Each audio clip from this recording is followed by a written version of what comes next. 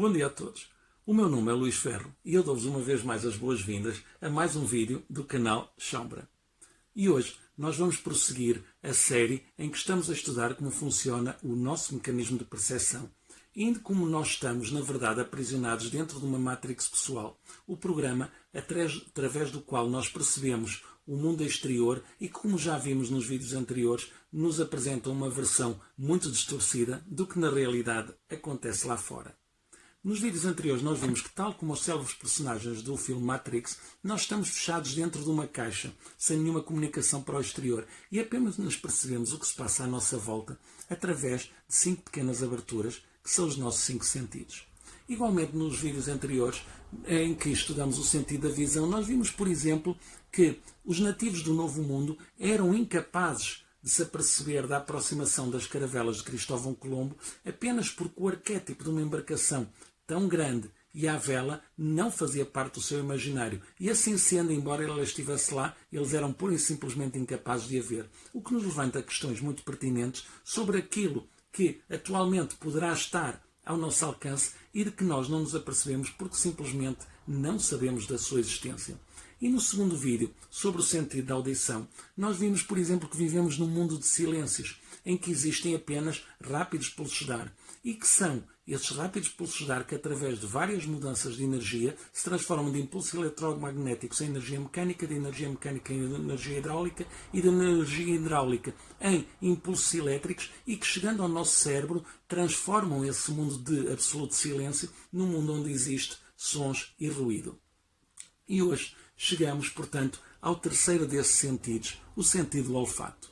E não é mera coincidência que eu escolhi como terceiro sentido o sentido do olfato, precisamente aquele que tem uma posição mais central e que comunica com todos os outros.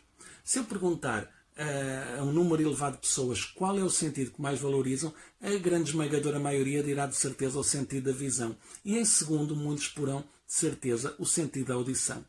No entanto, e como eu espero vir a demonstrar no vídeo de hoje, o nosso sentido mais importante é de facto o sentido do olfato. Mas como é que se traduz, do ponto de vista biológico, a importância que nós atribuímos ao olfato?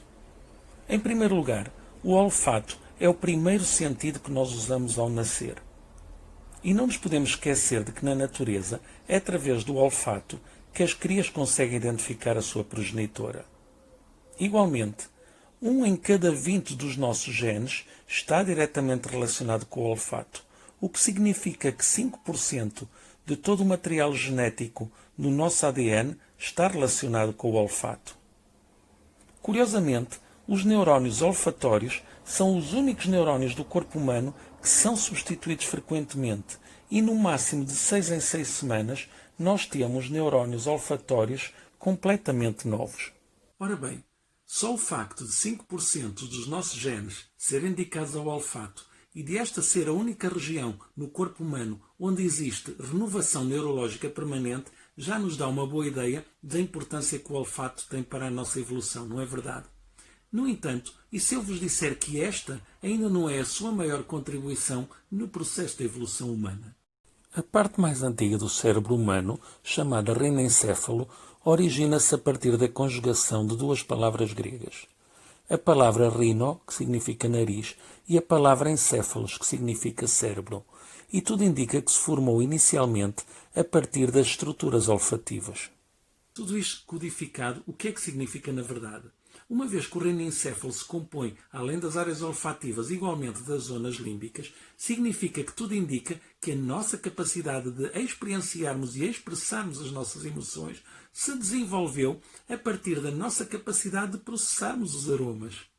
E só muito mais tarde, durante o nosso processo de evolução, se formaram outras estruturas límbicas como a amígdala e o hipocampo.